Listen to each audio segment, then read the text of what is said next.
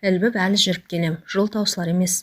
Екі қолымда ауыр сумкалар. Алматы-Қапшағай бағытындағы автобустан түсіп, трассаның оң жағындағы көл жағасына орналасқан ауылға бет алғаныма 1 сағаттан асты. Көздің базар таусылып қыс қаһарына ене бастаған шақ. Ауа дымқыл, қара суық, жел қойын қоншыма тікіріп, сумаңдаған ызғармен тәнімді тітіргендіріп өтеді. Аяғымдағы жұқа күздік етіктен өткен ызғар төбемнен бірақ шыққалы қашан. Жел өңменнен итеріп, әрбір қадамымды қиындатқанмен тұрмай, қатты өріп түйіп тастаған шашымды тарқатуға әлі жетпеген мезаланғандай, бұралаған кекілімді жыла тартып, ызғар маңдайымды жарып барады. Ара-тұра тісіме тимей сақ-сақ етем, бірақ суықты онша сезбеймін. Сыпайы тоңбайды, қалтырайдының кебін кигеніме күйіп кетем. Жұқа болса да бар әндемімді киімдерімді киіп шыққанмен свиданияға бара жатыр емеспін бе? Тәнімді, жаным жылтып келеді, ал менің жанымда, жүрегімде, қанымда әйтеуір шашымнан башпайларыма дейін тараған мөп-мөлдір сезім бар.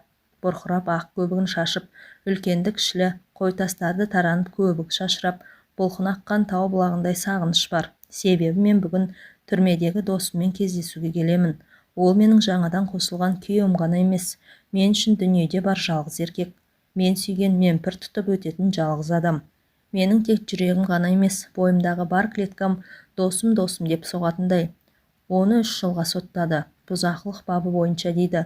Ал қылмыстық істе бар дерегі милицияны итеріп жіберген үшін.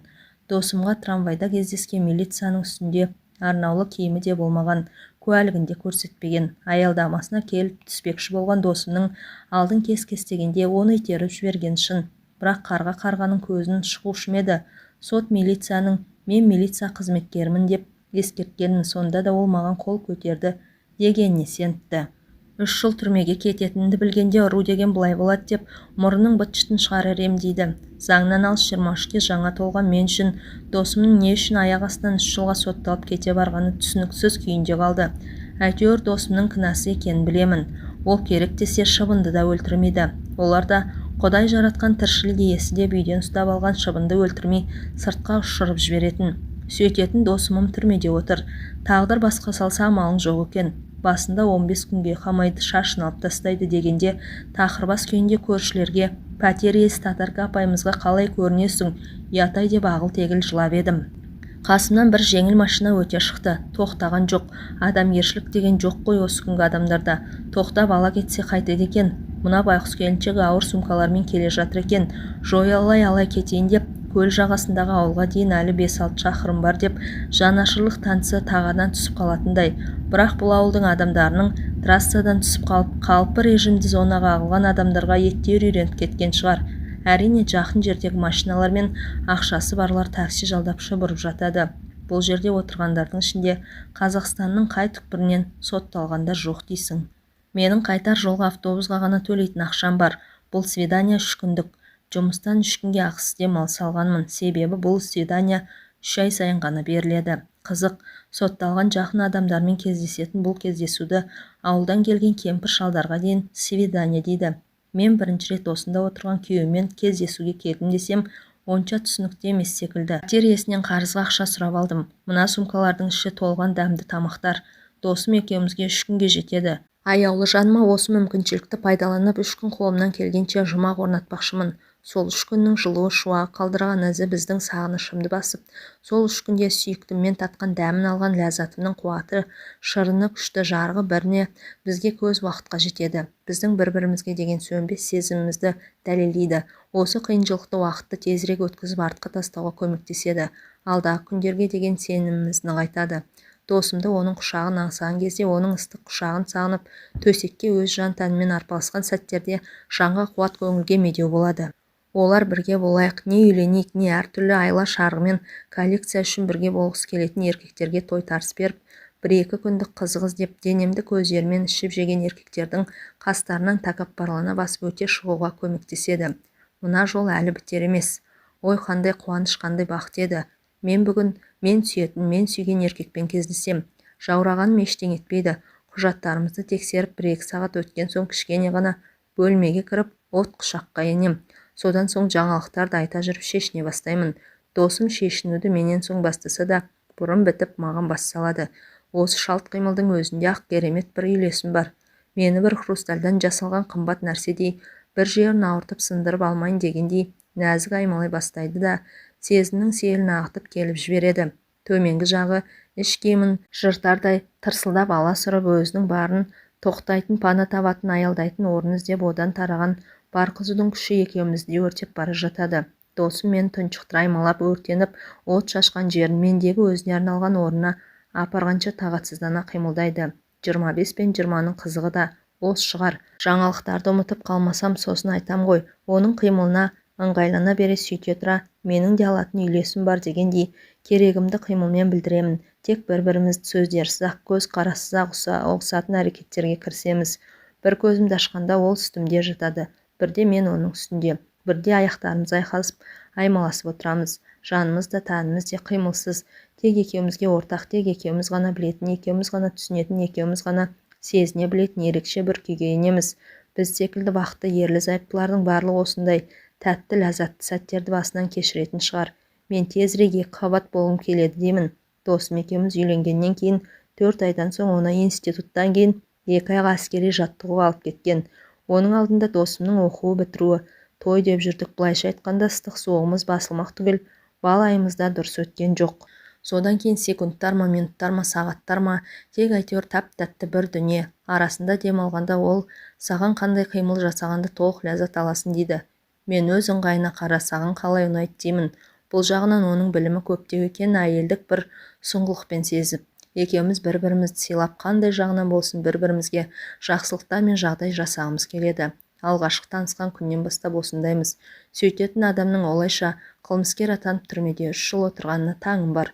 Досымның осындағы туысқандары араға біреулерді салып сотпен сөйлесіп көрген екен. Көзі бақырайып, өзінше діл марсыған ет жеңді қарағатын $3000 әкелсеңдер условный срок берем депті. Арадағы кісі аты неме айтқан. $3000 шамамыз келмейді. Кредит алып, қарыз алып $1,500 жинап берейік десе, ол әйел сендер не, базарда отырсыңдар ма? Менің жоғарда беретін адамдарым бар деп, одан төмен болмайды депті. Бұл соңынан ғой білгеніміз. Ал сот бітпес бұрын досымға жолуға рұқсат сұрап өтінішімізге қол қойдыра. Енем екеуміз ол әйелдің қабылдауына кіргенбіз.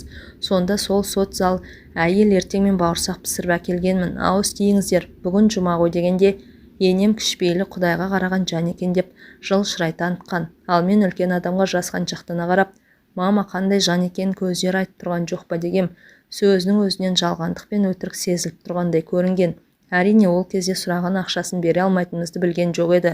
Сол бір алғашқы көрген сәтте-ақ ұнамаған. Жүрегім сезген екен. Біреудің бақытсыздығынан ақша байлық жинамақшы. $3000. Менің жалақымен ішпей жемей оны жинау үшін 8-10 жыл жұмыс істеу керек. Ал ол болса бір істі қарағанда алмақшы. Істі 2 жұмада 2 рет тағайындап қарап бітірді. Досымды 3 жылға бас бостандығынан айырды. Досымның отырғанына 1 жыл болды. Оның 6 ай Алматыдағы Сейфуллин даңғылындағы түрмеде өтті. Мен досым сотталғалы осымен 2-ші рет 3 күндік свиданияға келе жатырмын. Қанша тыпырлағанмен тағдыр басқа салса көнбейтін шараң жоқ екен. Досымның қылмыскер емес екенін мен білемін ғой. 90 қызға бағалаған қамажайдай 90 еркек жиылып тырнағына татымайтын досым мен үшін 90 еркек жиналса да орнын баса алмайтын досым. 2 көздер жәудіреп түрмеде отыр. Осы 1 жылдың ішінде мен не көрмедім. Жердің үстінде дем алып жүріп, жердің астында өмір сүрдім ғой. Не ойлап кеттім. Мынау ауылға жақындаған сайын шаршағаным сезіліп, жүрісім өнер емес. Енді өте ауыр сумкамды құмырамен су тасыған үнді қыздарындай иығыма салмақшы болдым. Бірақ одан ештеңе шықпады. Әрі көлемді, әрі ауыр сумка. Іші әртүрлі тамақтарға толы. Банкілер мен қалбырлар ыңғайсыздық жасады. Сағат түскі 12-ге дейін жетуім керек. Сол кезде бір прапорщик шығып свиданияға кімдерге берілетінін, оларға кімдер келгенін түгендеп келгендердің өтініштері мен құжаттарын алып кетеді. 12-ге дейін жетуім керек. Асығып жүріп сағатымды да ұмытып кетіппін. Көз ұшында айқындалып анық көрініп келе жатқан ауылдан басқа маңайда ешкім жоқ. Мен сүйретіліп жеткен кезде прапорщик деп атайтын кіші бастық 2 сағаттық свиданияға келгендердің құжаттарын алып кетті. Оларды құжаттар бойынша сотталғандарға жақындығын тексереді. Айтуларынша өтініштеріне дәу бастыққа қол қойдырады. Содан кейін кездесуге келгендерді жинап әкетеді. Бір рет мен мұндай свиданияда болғанмын. Жүгіріп барып досымның мойнына асыла кетіп, шашынан көзінен бас салып сүйе берсем ғой деп ойлағам. Мендегі сезім мен сағыныштың құдіреті түрменің тас қабырғаларын ертіп, анау далиып жатқан зона дарбазасының жоғарғы жағынан көтерілген, толық жүргізілген сымдарды бырт-бырт түзетіндей еді. Бізді әкеліп кіргізгенде әйнектің арғы жағында отырған тюремщиктердің ішінен қараңғы, ала көлеңке жерге көзім бір дегеннен үйренбегендіктен бе, қапелімде досымды бір дегеннен байқай алмадым. Түрімшіктердің барлығы қара киімді, жақтары суалған, көздері іштеріне кіріп шүңірейіп кеткен. Әрине олар курортта отырған жоқ. Ол кезде Алматыдағы түрмеден жаңадан ауыстырған кездер еді. Екі иығы шөгіп, ұзын бойы пәсейіп, ұнжырғасы түсіп кетіпті. Қалың бұйра шашы ешқашан болмағандай тақырбас. Бір-бірімізді байқап көздеріміз түйісіп, бір-бірімізге қарсы шарқұстардай болып, қанаттарымызды қомдағанмен патша көңіліңді езіп жіберердей болған айналаға қарап тез сабамызға түскенбіз. Өз шегірткенің айғырындай бір тұтам шыңылтыр дауыс сары еркек свиданияның тәртібін тағы қысқаша түсіндіруге кіріскен. Біз шарасыздықты түсінгендей екеуміз әйнектің екі жағынан телефон трубкасын бірдей қолға алдық. Оның мұндай аянышты түрін көргенімде көзім жасқа толды. Ол шарасынан төгілгелі тұрғандай болған соң, жоқ, босамауым керек, мықты болуым керек деп ішімнен өзімді өзім қайрап тұрғам. Бостандықта денім саумен жыласам, адамның қоры болып түрмеде отырған ол не істейді деп, телефон трубкасын қолына алғанмен тамағына бір нәрсе тұрып қалғандай бір дегеннен сөйлеп кете алмады. Мен неден бастарымды білмегем, бар ойым көз жасымды төкпеу. Ұзақ үнсіз тұрған ол, тамағына келген бір нәрсені ұзақ жұтынып, жаным деді. Осақ екен, менің жанарымда тұрып қалған моншақтар фонтан атқылап кете барды. Бода-бода шығып жылап, өзімді тоқтата алар емеспін. Оның осы бір ауыз сөзінде мен тілімен жеткізіп бере алмас, тек екі адамға ғана түсінікті, бірін-бірі көзбен ұғар сезімдер тасқынында сарғайып, аңсатқан сағыныштар күзгі жапырақтай қалтыраған, ертеңгі күн үмітке қор болып темір тор ішінде өтіп жатқан қайран 25-тің күндеріне нала да қолынан ештеңе келмес, шарасыз адамның өкініші де бәрі сыйып кеткендей еді. Оның көздерінен жаным көкем шыда, мықты едің ғой, бұл кез әлі өте шығады, күт мен, сен әлі бақытты етемін деп айтып тұрғандай. Мен бе мықтысы айтады-ау, 3 жыл ауызбен айтуға ғана оңай. 1 жылдың 365 күні мен түні бар. Менің аяулы адамсыз өтіп жатқан жағымсыз күндер мен қызықсыз түндер ғой ол. Өшімді көз жасымнан алғандай біраз жылап алып, солқылдап барып, әрең басылдым. Ішімнен бір құшақтап мауқымды басып сүйе алмаған бұндай свиданиясы құрсын дедім. Ойым бөлініп кетті. Қасыма келген ақ жаулықты әйел сағат сұрады. Жоқ екенін айттым. Қызық, өз жап-жас, әлі ақ жаулық тартып алған. Свиданияға келгендердің жиналып отыратын жеріміз осы бір бөлмелі үйшік. Онша үлкен емес. Осы жерде әркім өз шаруаларын бітіріп кеткенше бір кіріп бір шығып жүріп алады. Жағалай ағаштан жасалған үлкен сәкілер қойылған. Әлгі әйел қасымнан кете қоймады. Сіңілім, сен бұрын свиданияда болып па едің? Иә, айтып берші деп қасыма отыра қалды. Не айтам? Бірнеше бөлме, біреулерге ата-аналары, біреулерге әйелдері, тіпті балалармен келеді. Бөлек тамақ істейтін ас үйі бар. Онда неше түрлі ыдыс-аяқ, нан жасатын оқтау мен тақтайына дейін бар дедім. Бұрын кездесуге келмеген, оған қарағанда мен бір рет болса да болғанмен тәжірибелі екенмін. Өткен жол ыдыстардан да не алу не алмау керек екенін шамалағам. Менің әңгімеме жоқ екенін байқады ма? Әлгі әйел сыртқа шығып кетті. Иә, ол жол свиданияға келгенімде 7-8 бөлменің біреуі бізге бұйырған. Ішке кіре сала қауышқан құшақтарымыз 2-3 сағаттан кейін әрең жазылды. Досымға келген тамақтар мен киімдер бір жақта қалды. Мен досымға, сен жақсы көретін тұшпара жасап әкелдім. Мен тамақ пісірейін деймін. Ол сенен басқа ештеңе керек емес, ешқайда жібермеймін дейді. Солай құшақтасып аймаласқан күйі отыра берер медік. Біреу есік түртті. Естер кілттенбейді. Тұруға тура келді. Қазақ кемпір екен. Қызым, аздап чеснок ащы қиярың бар ма? Балалар сондайлар жегісі келеді екен. Ал біздің ауылда ет пен майдан басқа не болушы еді деді, қапаланған түрмен ақталғандай болып. Алыңыз апа, алыңыз деп сумканың ішін ақтарып тастадым. Риза болған кемпір айналсоқтап, үйленгенсіңдер ме? Ту, жап-жассыңдар ғой. Балам, маңдайының бағы бар екен. Мынандай періште түрмеге артыңнан іздеп келіп жүрген. Менің келінім түрме адамды бұзбаса түземейді деп, баламның келісімсіз ажырасып екі немеремді алып кетіп қалған деп рахметін жаудырған кемпір кемсеңдеген күй шығып кетті. Қайран ана, ол кеткен соң ол ананың мұңы да бізге ауысқандай бір түрлі күйде отырып қалдық. Досымды құшақтап, жаным, мен сенен ешқашан ажыраспаймын, 3 жыл емес 30 жыл болса да күтем. Сезімімізге селкеу түсірмей күтемін көкем дедім. Темір торлы терезе әйнегінің бір шеті сынған екен. Досым оны бітеп одеяломен жауып келді. Бөлме іші суық екен, азынап тұр. Жаңа байқадым. Мен ыстық тамақ дайындамақ болып едім, ол кейін деп бас шайқады. Өзі дәретханаға кетті. Мен қызарып бетімнің ыси бастағанын сездім. Неге ол менің құшағына алып аялап сонша ұзақ отырды деп ойладым. Мен тіпті маужырап ұйықтап кете жаздадым ғой. Жаңа кемпір келмегенде әлде түн мен тамақтар әзірлеп ұйықтамағандық екен. Досым келісімен кроваттағы төсекті жерге салды. Николай патша заманынан қалған ба, темір кроваттың сеткасы ішіне түсіп кеткенін, қозғалған сайын шиқ-шиқ етіп ойбайлап қоя беретін мен де келісімен байқағам. Қазы сыр басқа тамақтарды тіліп әзірлеп жатқан маған қарап, келші жаным, келші деп төсекке шақырды. Жаңа ғана тәй-тәй басып жүрген сәбиін шақырғандай қуана қиыла шақырды. Мен қасына келгенде аймалап тұрып шешіндіре бастады. Көңілім ояу болғанмен көздерім жұмылып буындарынан әл кетіп барады. Ол менің шашымның әр талынан бастап асықпай аймалап кеудемді ашты. Өртеніп бара жатсам, маған бойың үйренді ме деді. Менің балқып барап жатқан денем тұманданы бастаған санама жеткені, оның бағанадан бері маған бас салмай күткені, бойы үйренсін деген екен ғой. Үйленгеннен кейін оңаша бола қалса, тез шешінші дегеннен неге жаңылды десем, мені жатырқап қалды деген екен ғой. Әрине мен күйеуге шыққан досым мен қазір көріп отырған досымым екеу екі түрлі адамдай. Жағы суалып, қара торы жүзі қап-қара болып түтігіп кеткен.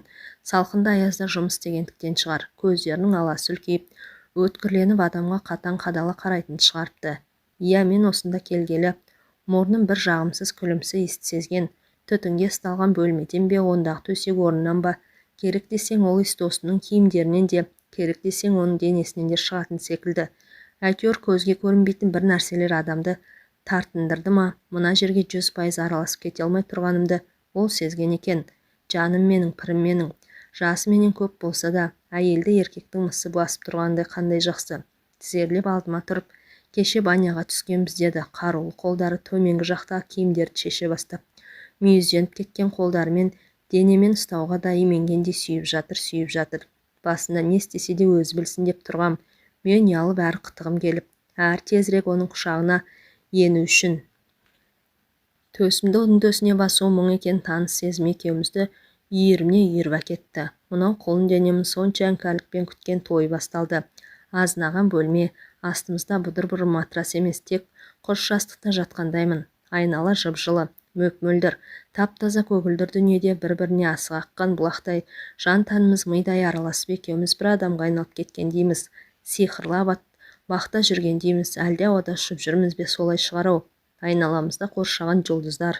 Осылай уақыт деген шіркін созыла берсе екен, бірақ бәрі кенеттен үзілді.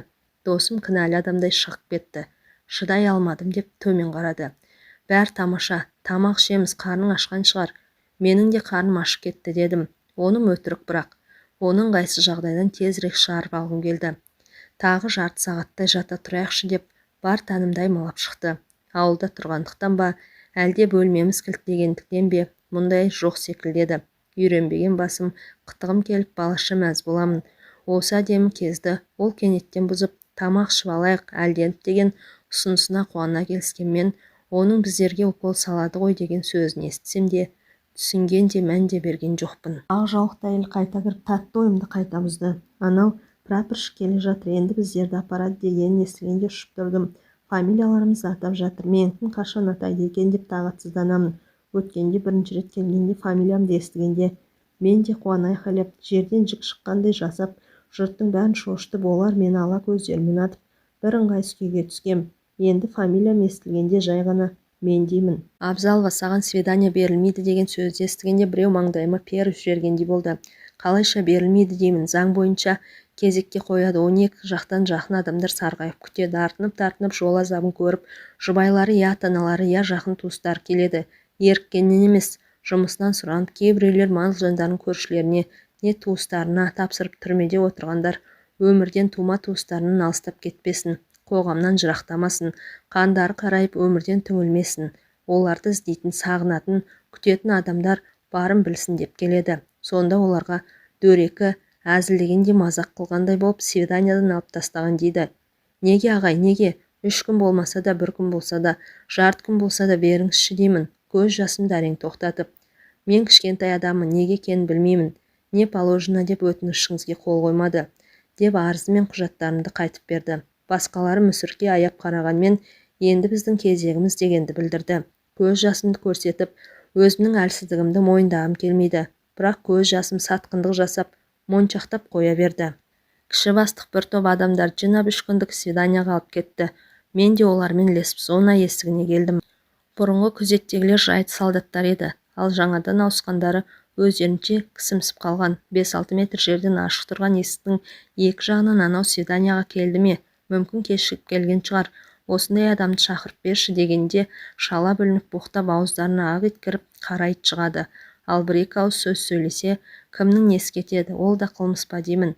Біз бір мемлекеттік құпияларды айтып жатқандай. Бастықта не жұмысың бар деген сықсық көз. Әйел мұқым бір күзетші солдаттың сұрағын жауапсыз қалдырып ем, ақ жаулықты әйел күйеуімен свидания бермеді, соған рұқсат сұрайды деп мен үшін жауап беріп үлгерді. Ертеңіне түске дейін бос сандалыс болды. Түс қайта прапорщик ағай сөзінде тұрып арыз жазғызып түрменің бастығына кіргізді. Бірақ ол кісінің жауабы қысқа болды.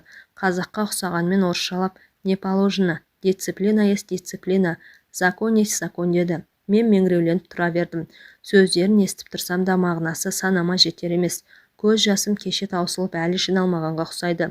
Жанымның аппақ гүлдері солып барады. Қан тамырларымда қан жүрмей үйіп қалғандай суып-суықпын. Бастық сенімен ісім бітті дегендей қол астындағы телефон тұтқасына жабысты. Мен көздеріммен бәрін көріп тұрмын, бірақ нені көріп тұрғанымды өзім де білмеймін. Досыммен кездесудің ең болмағанда мына арқалап әкелген тамақтары мен сұратқан киімдерін беріп кетуім керек. Не десем екен, жаңа байқадым. Терезе алдында тырбық мұртты бір ұзын сары тұр екен. Сол менің қасыма келіп шынтағымнан ұстап, итергендей сыртқа қарай беттеді. Қазақ екен. Шығыңыз қарындас, шығыңыз. Бұл кісі бір айтады болды. Жұмысы көп деген сөзді естіп, ең соңғы вагонның артынан жүгірген адамдай, ағатай көмектесіңізші, құлыңыз болайын. Мен күйеуімді көрмегеніме 3 ай болды деп шырылдадым. Құлыңыз болайын деген сөздің аузымнан қалай шыққанын өзім де байқамай қалдым. Жолықтырса да құлы болайын деп тұрғаным жоқ еді. Сөз рет солай болды. Жақсылығын жерге тастамайтынын сездіргім келген. Тыс кабинетке дәлізге шыққан соң, үйшікте бол, ешкімге ештеңе айтпа. Өзім шақырып алам деп сыбыр етті. Өз құлағыма өзім сенбедім. Ол менің естіп тұрғандарының шын екенін қуаттағысы келгендей білегімнен қысып-қысып коридор есігінен шығарып жіберді. Үйшікке қайта оралғанымен байыз тауып отыра алмадым. Не сенерімді, не сенбесімді білмеймін. Бүгін қайта алмайтын белгілі болды. Бұл жерде қараңғы ерте түседі. Кешке қарай жолға шығу ойымда жоқ. Автобустар қатынайтын трассаға дейін 3 шақырым жер. Жаяу адамға оның үстіне 2 адамға 3 күндік жетерлік азық-түлік ыдыстар. Досымның жылы киімдері, бір шама ауыр жүктерім бар.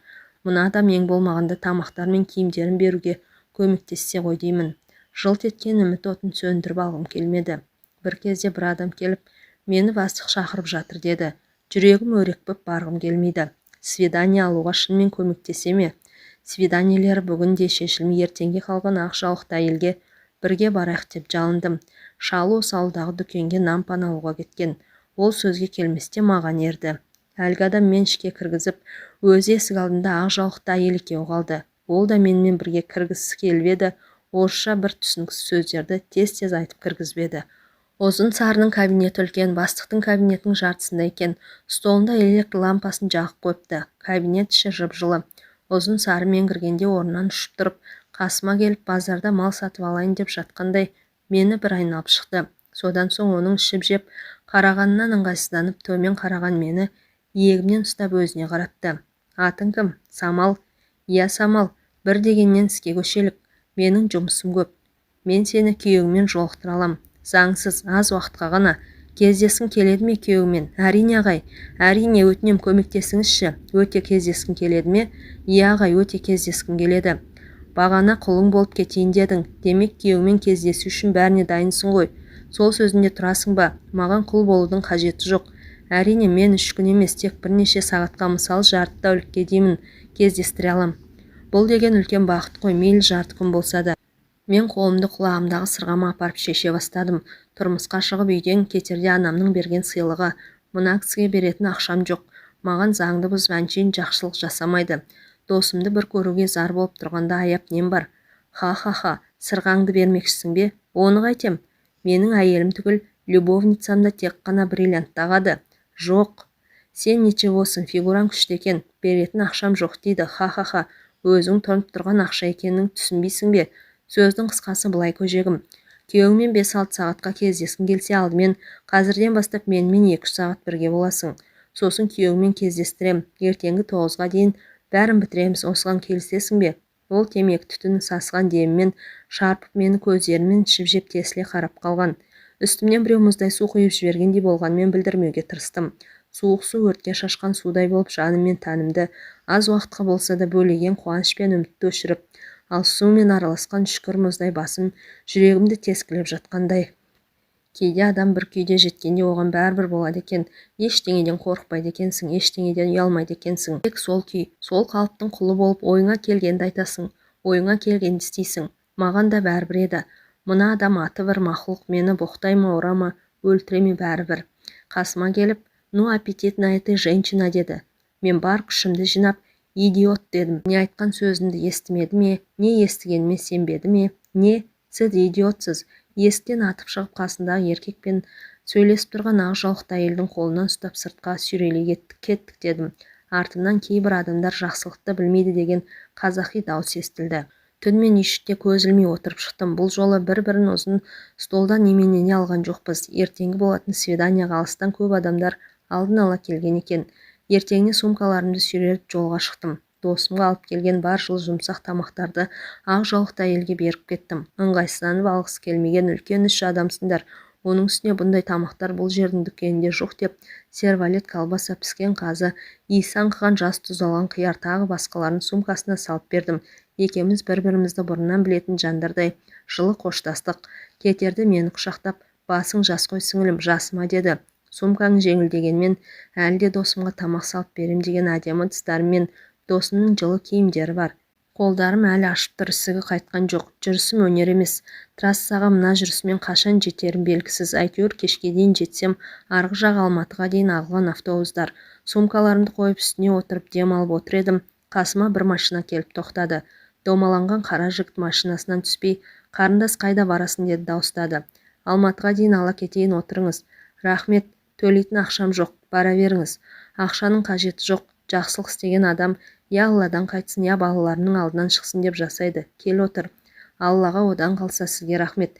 Мен жеңіл машинаның артқы орнына отырып алдым. Іші жып-жылы екен. Свиданияға келіп жолыңыз болмаған-ау, шамасы, ашулысыз ғой. Мен үндемедім. Ол әңгімесіне әрі жалғастырды. Мен де інімді шығарып алуға әрекет жасап жүрмін. Жарты сұрағын отырды. Керемет жігіт, не қыласың, авария жасап алды. Қазір бұлатсыз ештеңе шешілмейтін болды ғой.